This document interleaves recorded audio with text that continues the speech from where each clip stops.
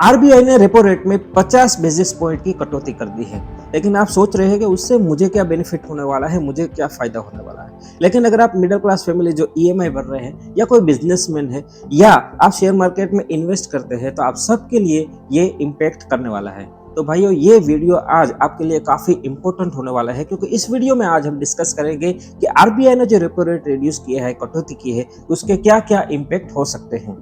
लेकिन यहाँ पे सबसे पहले ये जानना होगा कि रेपो रेट है क्या। रेपो रेट यानी कि आरबीआई का वो रेट है जिसके थ्रू आरबीआई बैंकों को लोन देते हैं। यानी कि अब जब आरबीआई ने 50 बेसिस पॉइंट की कटौती करती है, तो बैंकों को भी लोन सस्ते मिलेंगे। अब जब बैंकों को लोन सस्ते मिलेंगे, तो बैंक भी अपने लोन सस्ते कर देगा। यानी कि आपको, मुझे, बिजनेस को जो भी लोन मिल रहे हैं, वो लोन सस्ते होने वाले हैं।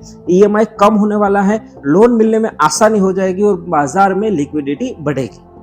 अब जो रेपो रेट कम हुआ है, तो उसका स्टॉक मार्केट, शेयर मार्केट में भी इम्पैक्ट देखने को मिलेगा। अलग अलग सेक्टर में आपको पॉजिटिव इम्पैक्ट या नेगेटिव इम्पैक्ट देखने को मिलेगा। तो कौन कौन से सेक्टर में आपको पॉजिटिव इम्पैक्ट देखने मिलेगा, वो भी हम डिटेल में डिस्कस करेंगे। लेकिन उससे पहले ये जान लेते हैं कि जिन लोगों ने होम लोन लिया हुआ है या फिर होम लोन लेना चाहते हैं या फिर कोई और लेना चाहते हैं, तो उसको यहाँ पे क्या बेनिफिट मिलेगा। अगर आपने होम लोन लिया हुआ है और आपका होम लोन रेपो रेट से लिंक है, तो आपका जो होम लोन है उसमें भी आपका जो इंटरेस्ट है उसमें 50 बेसिस पॉइंट का आपका कट बेनिफिट मिल जाएगा। यानी कि आपका होम लोन का इंटरेस्ट है यहाँ पे कम हो जाएगा। अगर आप नया होम लोन लेना चाहते हैं या कोई और लोन लेना चाहते हैं, उसका जो इंटरेस्ट रेट है उसमें भी आपको यहाँ पे बेनिफिट मिल जाएगा। रेपो रेट जो भी रिड्यूस हुआ, उसका शेयर मार्केट, स्टॉक मार्केट में कौन से ऐसे सेक्टर्स पे ज्यादा इंपैक्ट होने वाला है, कौन से सेक्टर पे पॉजिटिव इंपैक्ट होने वाला है, यहाँ पे हम डिटेल में डिस्कस करते हैं। अब बात करें सबसे पहले बैंकिंग एंड एनबीएफसी सेक्टर्स की। सबसे ज्यादा बेनिफिट बैंकिंग और एनबीएफसी सेक्टर्स को होने वाला है, क्योंकि यहाँ पे बैंकों को ज्यादा लिक्विडिटी मिलेंगी। आरबीआई से कम दरों में ज्यादा लोन मिलेगा, वो कम दरों में ज्यादा लोन दे पाएंगे। यानी कि बैंकों का बिजनेस बढ़ने वाला है और बैंकों का जो लोन देंगे उस पर इंटरेस्ट, यानी कि जो बिजनेस प्रॉफिट है वो भी बढ़ सकता है। तो बैंकों के स्टॉक्स, एनबीएफसी स्टॉक्स को यहाँ पे आपको ध्यान में रखना चाहिए। अब दूसरे सेक्टर की बात करें तो वो है ऑटो सेक्टर, क्योंकि यहाँ पे ईएमआई कम होने वाली है और यहाँ पे कार का सेल्स बढ़ जाएगा, क्योंकि ज्यादातर लोग कार को ईएमआई पे लेना पसंद करते हैं। और अब जब ईएमआई कम हो जाएगी, लोन का इंटरेस्ट कम हो जाएगा, तो अब कार की सेल्स बढ़ने वाली है। तो यानी कि मारुति सुजुकी, टाटा मोटर्स जैसे जो ऑटो सेक्टर्स की कंपनी है, उनको यहाँ पे बेनिफिट हो सकता है। अब तीसरा सेक्टर है रियल एस्टेट।